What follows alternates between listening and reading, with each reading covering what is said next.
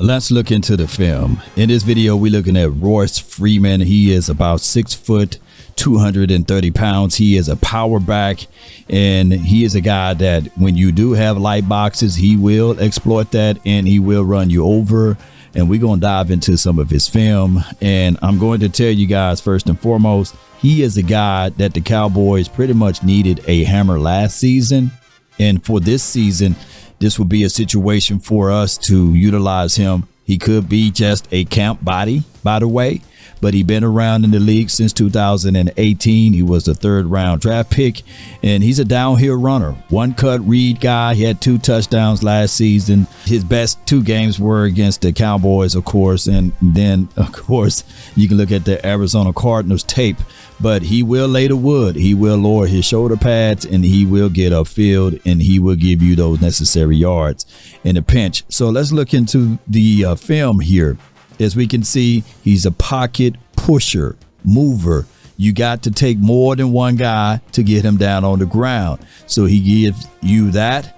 And the Cowboys were not able to stop him in this particular light. He was averaging about 5 yards per tote. And he's that hammer that I think that the Cowboys still can go into this draft and draft a running back. But he will be that veteran guy. As we can see, a one-cut guy get upfield. Not a lot of explosiveness out of his game here, but you can see that he will weaken the linebackers over and over again or get you out of those light looks as it relates to using nickel backs or your safeties at linebackers. He will give you a chance to change up your personnel. And here he is, just a downhill guy, able to crease it and run through A gap and B gap. This is one of his better runs in that game. Just mauled my guy Malik Hooker. As you look back at it, he laid him out, gave him a good shoulder love here. Yeah, try to come tackle him by yourself. One can argue a great value version of what a Derrick Henry would bring to the table, but we need that type of enforcer. If you're going to try to light body him and not tackle him, you're going to get embarrassed. Let's watch this one more time. Malik did his job, though. He came down and fell off the box there, and boom, got laid out like Family Guy. And we can see from this angle, able to get out there in space, block, hat on a hat right here, boom, get out of the way. So you're going to have to wrap him up. You can't just lead with your shoulder and think you're going to get him down or arm tackle this guy. And he runs with authority downhill. So those are things that we missed last season, by the way.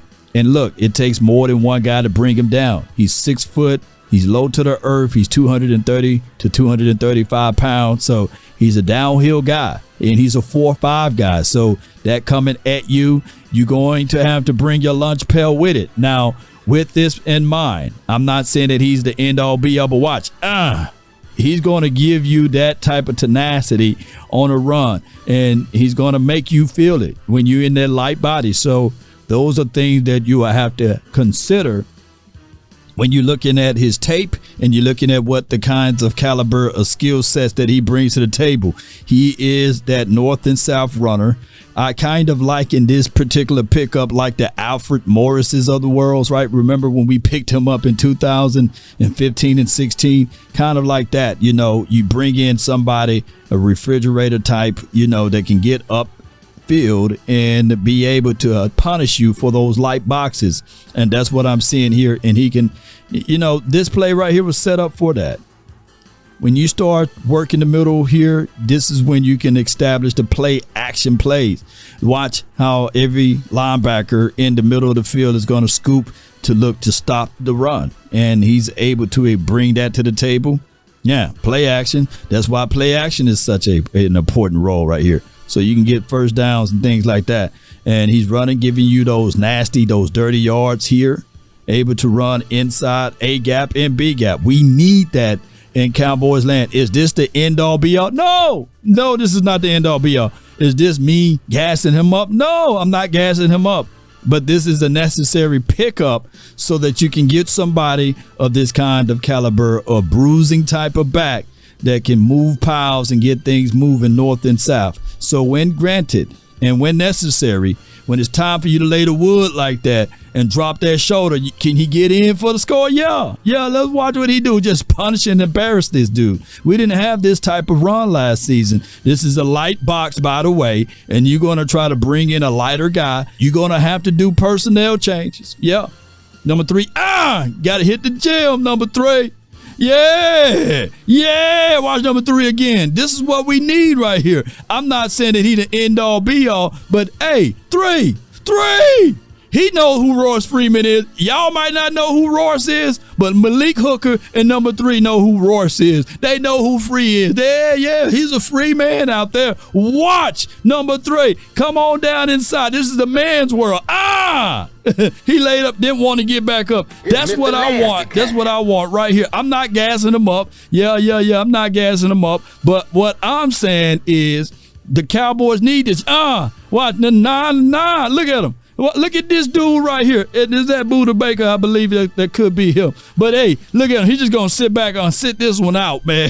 He already know it's over, baby. He's on the ground. He's watching, and I ain't talking about Pound Town. But come on, baby, we need something like this to go down, and that's just what it is. He sat there and watched Freeman get all the way in, and that's what we needed right here. And the Cowboys didn't exhibit and exude that, and didn't take advantage of this when it was like body, and this is what we're able to see. Nah. And he's able to continue to run north and south. Not a lot of dance moves, but that's what I want. I want to be able to get teams out of that light box, and I want to be able to establish and bring back play action game. Now, once again, I'm not saying that he is the end all be all. I'm not saying that by any stretch, form, or anybody's imagination. He ain't lying. But what I'm saying for the nation is that at least from this great value pickup, that the Cowboys should be able to get some type of identity with some type of respect of the run. And he's going to let you feel it. And if you're not willing to bring your lunch pail to make that tackle, then those are things that can happen. Now, granted, the Cowboys still should go into the draft and draft the running back, and they still should get some of the bulk of the carries to a Rico, and then you add in Hunter, and then you add in the fact of Deuce Vaughn. You bring all of that together, running back by committee, not just one individual. That would be the calling card for the Dallas Cowboys, in my opinion. Post me your thoughts, post me your concerns down below. That's been my time. I really thank you all for yours. And remember, you're listening to nothing but the best. Come on, pocket pusher.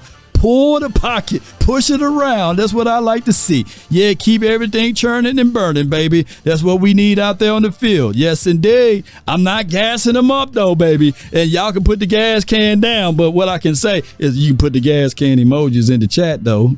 Put some fire in the chat. Hey, that's what we talking about. DC for life, not for short. Let's get it.